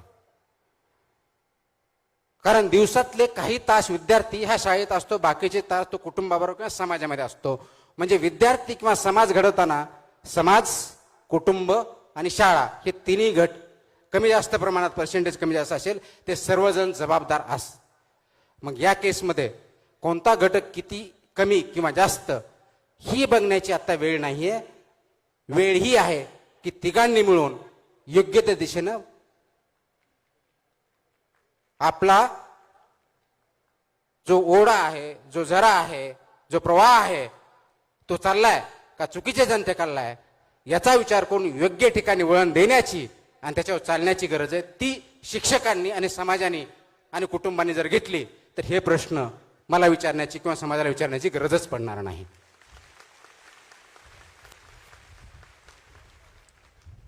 सर नमस्कार. नमस्कार. सर ॲक्च्युली आपलं जे आतापर्यंत पूर्ण भाषण म्हणजे जे काही आपण ज्ञान दिलेलं आहे त्यामधून तर हेच लक्षात आलेलं आहे की जगामध्ये तोच व्यक्ती नाव सोडून जातो जो समाजाकरिता काहीतरी करून जातो. जसं शिवाजी महाराज झाले, आपले राष्ट्रसंत तुकडोजी महाराज झाले, गांधीजी झाले. सर पण समाजाकरिता आज समाजामध्ये काय आहे की प्रत्येक जण आपल्याकडे काय मिळणार हे बघत असतोय, परंतु तो हे ना बघत की समाजाकरिता आपण काय कॉन्ट्रीब्युट करतोय किंवा समाजाला आपण काय देऊ शकतोय. जसं मॅडमनी आताच काही वेळांपूर्वी आपल्याला प्रश्न विचारा. सर माझा प्रश्न हा आहे की आपण जी समाजामध्ये जागृती आणतोय की आपल्याला फक्त आपला विचार न करता समाजाकरिता विचार करायला पाहिजे, काय हे खरंच शक्य होईल का? मला वाटतं एक तर माझं भाषण पूर्णपणे फेल गेलं किंवा त्याचा खरोखरच परिणाम झाला. दोन्हीपैकी एक काहीतरी झालं, अर्धवट काही नाही झालं. हे चांगली गोष्ट आहे. समाजामध्ये बदल घडण्यासाठी सुरुवात स्वतःपासून करावी लागेल. मला दुसऱ्याला उपदेश करण्याचा त्याच वेळेस हक्क राहतो ज्या वेळेस त्या उपदेशावर मी स्वतः अगोदर चालत आहे. जर मी त्या प्रिन्सिपलवरती त्या तत्वावरती चालत नसेल तर तुम्ही असं करा म्हणण्याची माझ्यात ताकद नसते, मॉरल नसतं. तो फक्त खोकला असतो. समाजामध्ये खोकलणारे भरपूर असतात, कुटुंबातही असतात. आत्ताच उदाहरण द्यायचं झालं, काल परवा मी एक आदेश निर्गमित केले की शाळा आणि शाळेच्या 50 मीटरच्या अंतरावरती आपले जे HFSS ज्याला प्रॉडक्ट म्हणतो, high fat salty sugar products विकायचे नाहीत, विद्यार्थ्यांना खाऊ द्यायचे नाहीत. त्याच्यावरती चर्चा बऱ्यापैकी सुरू झाली. त्याच्यामधला असा एक प्रश्न आला, शाळेतल्या कॅन्टीन पुरतं ठीक आहे हो, पण 50 मीटरची काय गरज होती? बरोबर आहे. आणि याच्यावरती काही टीका झाल्या, काही जणांनी अप्रिशिएट केलं. या दोन्ही बाजू माझी ऐकण्याची तयारी पाहिजे, कारण मला जर समजून घ्यायचंय तर मी ऐकून घेण्याची तयारी पाहिजे. हाच प्रश्न कधी काळी 10-20 वर्षापूर्वी ज्यावेळेस सिगारेटला, तंबाखूला शाळेपासून 500 मीटर पर्यंत विक्रीची बंदी, त्यावेळेस पण हाच चर्चेला गेला होता.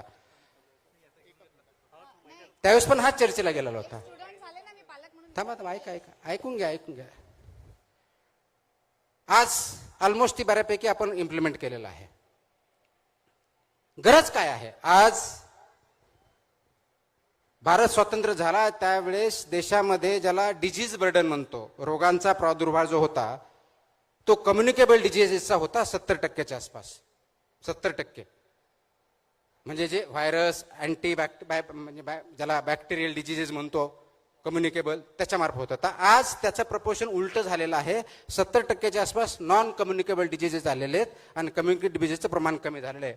आता हे नॉन कम्युनिकेबल डिजीज कोणतं? मग ओबेसिटी, मोठेपणा, BP, sugar, heart attacks, cancer.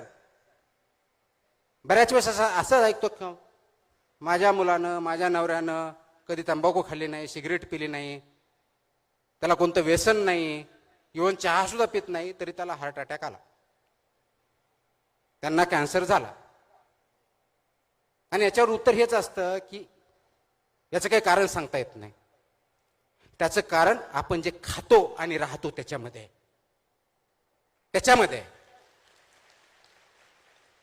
हे जनरली मला माहित होतं, पण ह्या पदावर आल्यानंतर जरा जास्तच माहीत झालं की दुधापासून, वड्यापासून, बाजरीपासून, तेलापर्यंत असा एकही पदार्थ नाही की त्याच्यामध्ये भेसळ आढळत नाही. आणि आपण काय म्हणतो, हॉटेलमध्ये गेलो, अरे मला चांगलं जेवण दे, स्पायसी दे. इकडे तर्री पण काहीतरी इकडे एक मोठा प्रकार आहे, ते दे. नागपूरला तर कोणतं ते चिकन काय असं, सावजी. म्हणजे सावजी जर माझ्यासारख्या माणसांना खत करून 1 महिन्यात हॉस्पिटलमध्ये जाईल अशी परिस्थिती आहे. ते आपण खातो. म्हणजे काय? Oily, fatty, salty, sugary. तुम्हाला हार्ट अटॅक येणार नाही तर काय तुमचं हार्ट अजून दुसरं तयार होईल. आणि ते विद्यार्थ्यामध्ये खूप मोठ्या प्रमाणात वाढलंय. म्हणून गव्हर्नमेंट ऑफ इंडियाने 2020 मध्ये हे आदेश काढले. 2021 पासून त्याची अंमलबजावणी ऑलरेडी सुरू झालाय. मग आता जो प्रश्न होता शिक्षकांचा, त्याची जबाबदारी शाळेवरची आहे, मुख्याध्यापकांची, शाळेची. त्याचं इम्प्लिमेंटेशन होत नाही. म्हणून मला वेगळ्या पद्धतीने ते आदेश काढून ते इम्प्लिमेंट करण्यासाठी आपण प्रयत्न करतोय. कारण पुढची पिढी ह्या एनसीडीला बळी पडू नये हा त्याच्या पाठीमागचा उद्देश आहे. आणि ते जर व्हायचं असेल तर फक्त माझ्या आदेशाने होणार नाही. त्याच्यामध्ये शाळा लागतील, पालक लागतील, आमचं डिपार्टमेंट लागेल, एज्युकेशन डिपार्टमेंट लागेल, सगळ्यांनी मिळून करायचंय.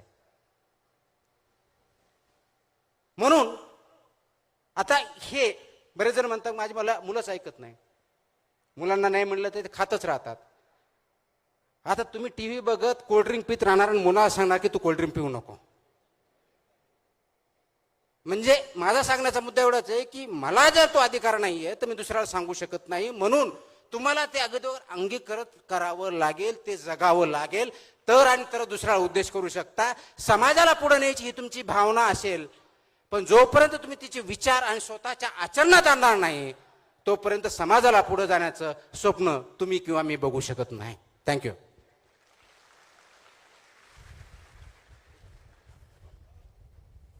नमस्कार सर. नमस्कार सर, मी तेजस्विनी. माझ्या कोणत्या उजव्या का डाव्या बाजूला? स्ट्रेट सर, अगदी समोर. ओके, बोला.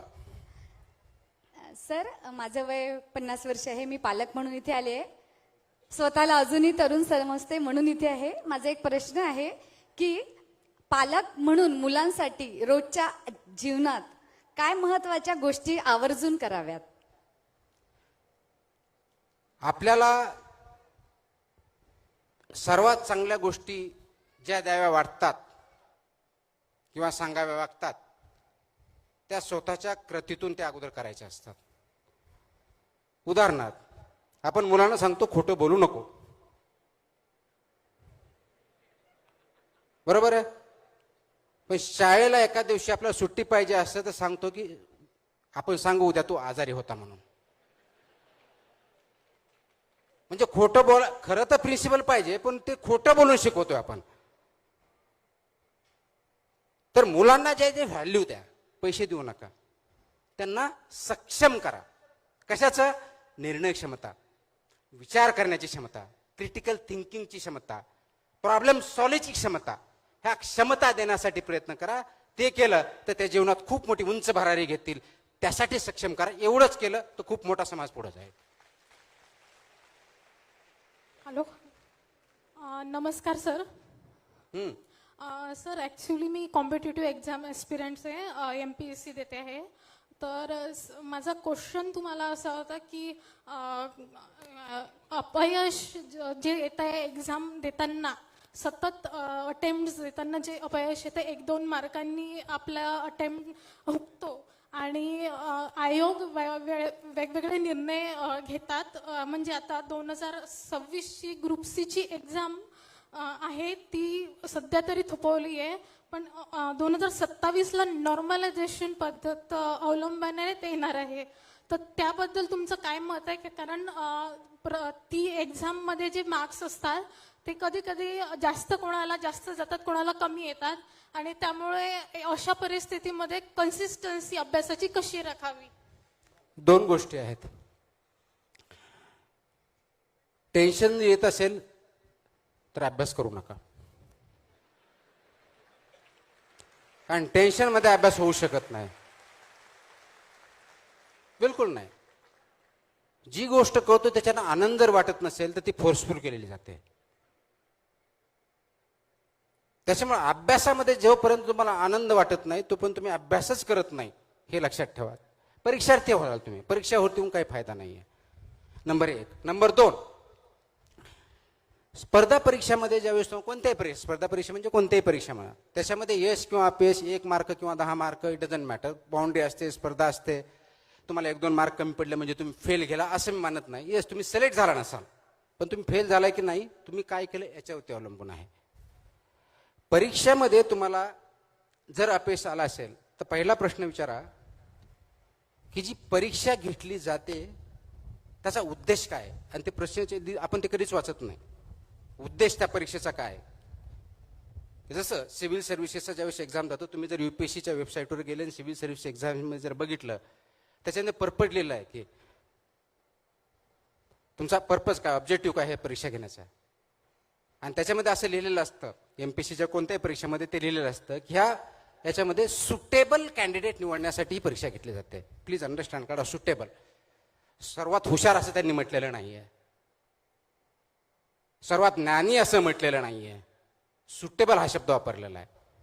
आणि ज्या पद्धतीचे पद असतील किंवा परीक्षा असेल त्या पदावरती ज्या पदाचे कामं करायचे असतील त्यासाठी योग्य अशी परीक्षा डिझाईन केलेली असते. म्हणून तुमचं नॉलेज कुठं तपासलं जातं, जी प्रिलिमिनरी परीक्षा किंवा CSAT जे काही पहिली परीक्षा त्याच्यामध्ये तपासलं जातं. ती पास झालं म्हणजे तुम्ही मिनिमम क्वालिफाईड आहात, त्याचा अर्थ होतं की मिनिमम तुमच्याकडे नॉलेज आहे. त्याच्या पुढची जी ॲक्च्युअल परीक्षा असते ज्याच्या आधारे सिलेक्शन होतं त्याच्यामुळे तुमची सुटेबिलिटी चेक केली जाते. मग सुटेबिलिटी कोणती? आता मलाही त्यावेळेस प्रश्न पडायचा ज्यावेळेस मी परीक्षा घ्यायचो, हे लँग्वेजमध्ये एसे लिहून काय मला IAS होऊन एसे लिहायचं आहे का मला, असा प्रश्न पडायचा. पण त्याचे उत्तर ज्यावेळेस मी IAS मध्ये आलो त्यावेळेस भेटायला लागले. किंवा प्रेसी रायटिंग असतं की सारांश लेखन लिहा, मला काय करायचं काय, मला इथलं ऑथर व्हायचं का प्रेसी रायटिंग लिहायला कमी जास्त, म्हणजे असा प्रश्न त्यावेळेस पडायचा. पण त्याचे उत्तर आत्ता भेटतात. कारण ज्यावेळेस आम्ही पॉलिसी ड्राफ्ट करतो, GR काढतो त्यावेळेस कमी शब्दात लोकांपर्यंत कम्युनिकेट करण्यासाठी तुम्हाला 100 पानाचं तुम्हाला 2 पानात करता येतं का, हे त्यासाठी उपयोग पडतं. म्हणून परीक्षा त्या पद्धतीने डिझाईन केलेली असते. तर ही डिझाईन ज्यावेळेस केली ती सुटेबिलिटी चेक केली जाते. आणि म्हणून ती परीक्षा ज्या पदासाठी आहे तशा प्रकारचे क्वेश्चन डिझाईन केले जातात. फक्त तुमचं नॉलेज चेक केलं जात नाही, माहिती चेक केली जात नाही. कारण ते 20, 30, 40% माहितीचे प्रश्न असतात, बाकीचे अनालिटिकल प्रश्न असतात. आणि त्याचं उत्तर तुम्ही करेक्ट किंवा इनकरेक्ट नसतं, योग्य किंवा अयोग्य असतं. बेस्ट, बेटर, गुड, ॲव्हरेज अशा प्रकारचे उत्तर असतात. तर परीक्षेचे नेचर तुम्ही अगोदर समजून घ्या आणि त्यानंतर अभ्यास करा. पहिलं टेन्शन घेऊ नका. आनंद जर वाटत नसेल तर म्हणजे you are not suitable for that exam किंवा त्या स्टडी करायला सुटेबल नाही, ते पहिलं लक्षात घ्या. दुसरी गोष्ट, त्या पदासाठी आपण न्याय देणार आहोत का, ते पद आपल्याला न्याय देणार आहे का हे नका विचारू, त्या पदाला आपण न्याय देणार आहोत का हे विचारा. आणि ते जर योग्य वाटत असेल, ती भूमिका जर तुम्ही समजून घेत असाल आणि योग्य वाटलं तर त्यासाठी तयारी करा. आणि हे करत असताना अगोदर सिलेबस वाचू नका. मी रिपीट करतो, बऱ्याच जण असं बोललं की काहीतरी विचित्र बोलतो असं वाटतं. मी विचित्र नाही बोलत, मी खरं सांगतोय. सिलेबस वाचू नका, अगोदर परीक्षाचं नेचर समजून घ्या. त्यानंतर प्रश्नपत्रिकाचा अभ्यास करा.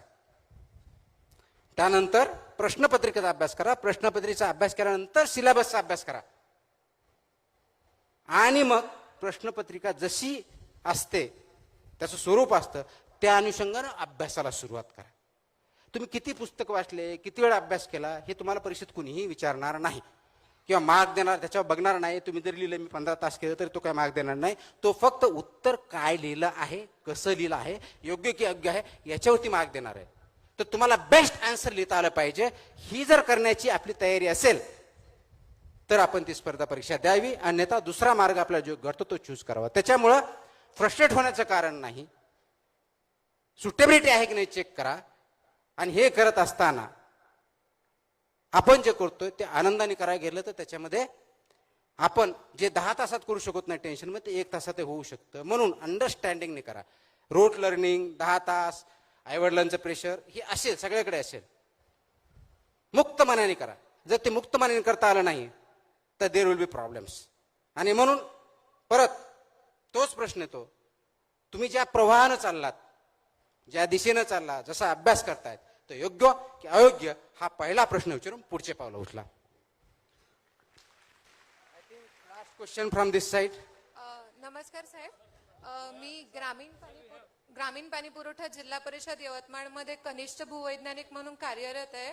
सर, माझा प्रश्न असा आहे की यंत्रणेमध्ये काम करत असताना लोकांभिमुख काम कसं करता येईल, कारण नवनियुक्त असताना अनुभव राहत नाही, अधिक मतलब हे घेण्याची क्षमता नाही राहत, निर्णय घेण्याची क्षमता नाही राहत.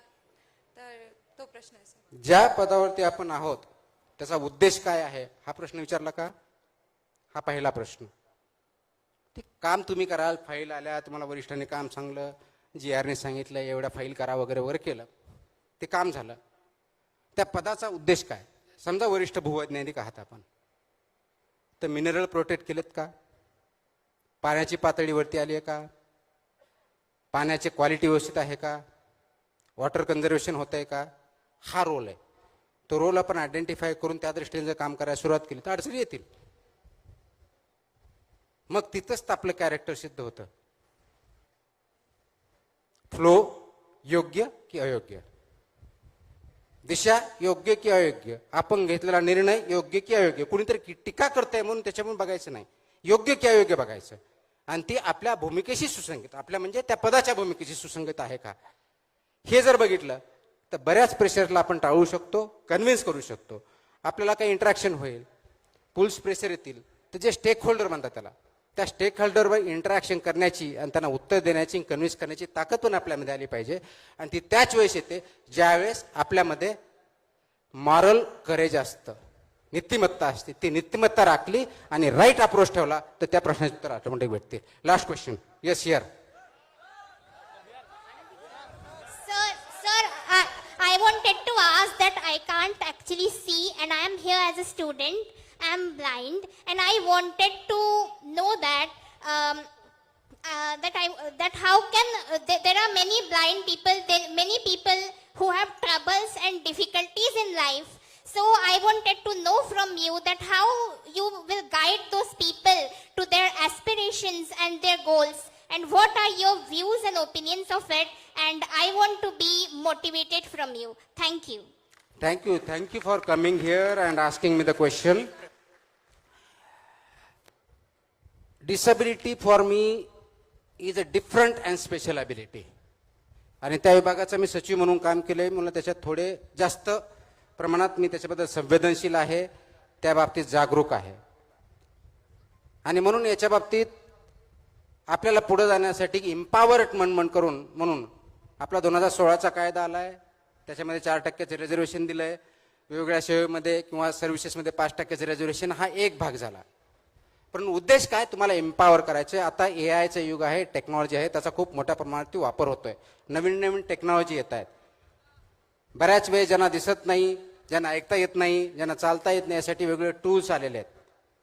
महत्वाची गोष्ट ही आहे की तुम्ही आणि समाजानं, पर्टिक्युलरली समाजानं डिफरंटली एबल पर्सन्सकडं डिग्निटीनी लाईफ जगण्याची त्यांच्यामध्ये ताकद आहे हे बघितलं पाहिजे. त्या दृष्टीने त्यांना प्रोत्साहन दिलं पाहिजे, मदत केली पाहिजे. कोणी आपण त्यांना मदत करतो या अंगली नव्हे, तर त्यांना इम्पॉवर, सक्षम करण्यासाठी जे पावलं उचलले पाहिजे ते केली पाहिजेत. आणि ते करण्यासाठी अभ्यासासाठी जे टूल्स अपेक्षित आहेत ते कुटुंबानं, समाजानं आणि शासनाने त्यांना दिले पाहिजेत. आणि हे करण्यासाठी जगामधले खूप चांगले व्यक्ती हे पुढे आलेले आहेत, संस्था पुढे आलेल्या आहेत, शासन पुढे येत आहे. आज आपल्याकडं डिसेबिलिटीबद्दल खूप गैरसमज आहेत. जगाचा एक स्टडी आहे आणि ते फक्त आज आपण बघताना डिसेबिलिटी फक्त आणि फक्त फिजिकल डिसेबिलिटीज बघतो, ते सुद्धा चुकीचं आहे. इनविजिबल डिसेबिलिटी पण खूप आहेत. लर्निंग डिसेबिलिटी आहे, हिअरिंग डिसेबिलिटी आहे, इंटलेक्च्युअल डिसेबिलिटीज आहेत.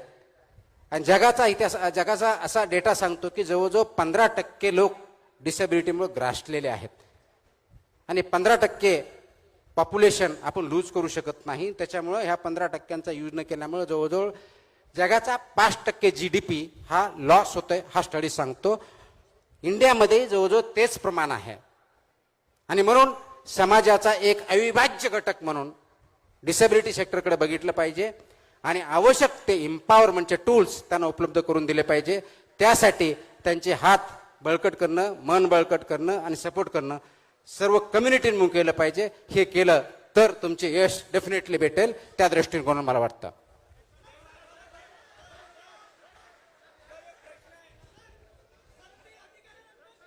आपण लवकरच सर पुन्हा एकदा तुमच्या सगळ्यांचं प्रेम बघून अमरावतीत येतो म्हणाले आहेत. आपण लवकरच पुन्हा एकदा संवाद Thank you. आपण भेटूया नंतर. संवाद Thank you. तरुणाशी पार्ट 2 घेऊयात आपण. आदरणीय